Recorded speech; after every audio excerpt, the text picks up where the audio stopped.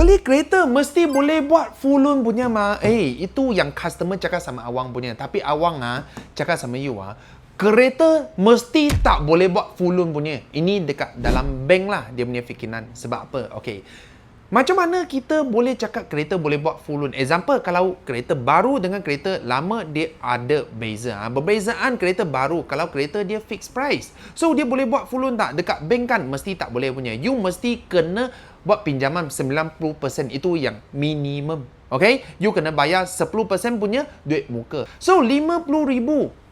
10% you kena bayar RM5,000 duit muka. Okay, tetapi dia orang pandai. Dia markupkan apa? Salesman tolong you orang markupkan itu kereta. Tambah aksesori lah, tambah inilah, tambah itulah. Jadi ini kereta asal dia punya harga RM50,000 jadi RM55,000. Okay, so sama punya lah. Kalau kereta tu RM55,000, pinjam 90%, you dapat amount yang berapa? You dapat amount RM50,000 loh. So RM50,000. Kalau you tak ambil itu aksesori, jadi you boleh dapat full loan loh. Kereta baru, dia orang macam ni buat full loan. Kalau kereta terpakai, tak sama. Kereta terpakai, example, kita beli itu kereta RM50,000 kan. Tapi masa kita jual RM55,000, untung 10%. Tetapi dekat dalam bank punya value, ada yang RM60,000, ada yang bank punya value RM65,000.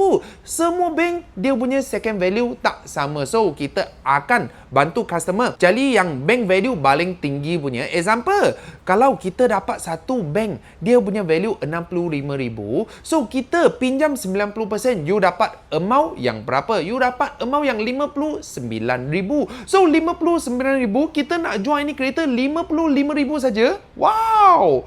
Jangan cakap full loan lah. Balance RM4,000 lebih punya, you boleh cash out lagi. Follow awang, dapatkan info dan knowledge kereta.